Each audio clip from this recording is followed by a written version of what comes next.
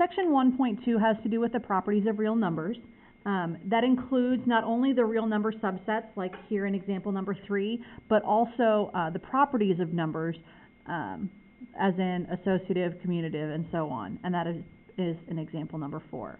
And so let's start here with question number 3. It says, fill in the charts correctly with each number set and its letter abbreviation, then give an example of each. And so they give us each of these things.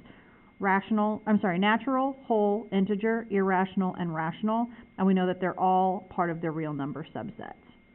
And so if you remember the mnemonic device that we talked about in class, we said never walk in rain. And here, instead of the R for rain, I'm going to use the Q because here we're talking about rational numbers. And then we came over here and said it's real, irrational. And these are our real numbers. So because both of these started with an R, we use the Q for irrational or for rational numbers. You don't have to know that letter, you just need to know what a rational number is. The natural numbers are the counting numbers. So that would be an example of 1, 2, 3, 4, and so on. Anything you could potentially count to if you counted long enough is a natural number. All of the natural numbers are also examples of whole numbers. And whole numbers start at 0, but count the same way. 0, 1, 2, 3, and so on. When you start counting things, you don't start counting at 0, but the whole numbers do include that value 0. Every whole number is also an integer. And an integer is all of the whole numbers and their opposites. So this has a dot, dot, dot going in both directions. So we could have -3, -2, -1, 0, and then 1, 2, 3. And this goes on forever in both directions, towards the positive values and towards the negative values. I'm going to skip over irrationals for a second and go to rationals up here at the top. Rational numbers are anything that can be written as a fraction. So for example, -7/8 would be an example. Remember, rational sounds like ratio, and ratio means fraction. Anything that is a whole number, so like -72 would be an example.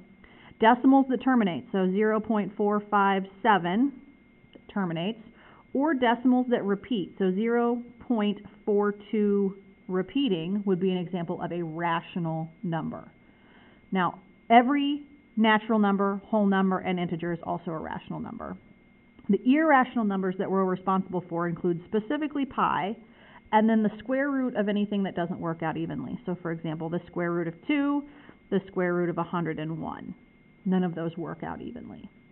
So if you think of our mnemonic device, it kind of looks like an umbrella, thus the rain, but never walk in rain, real, irrational. So this is our smallest group. This goes on the inside here. Anything that's a natural number is also a whole number. That's our next level. Anything that's a whole number is also an integer, next level. Anything that's an integer is also rational. I could write any integer as a fraction by simply writing it over 1.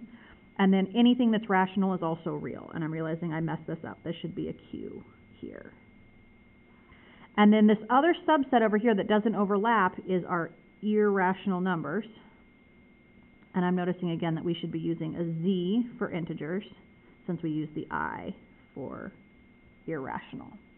So never walk in rain, it's real irrational. You don't have to know the letters that go with it, but do know what the subsets are and examples of each type of number.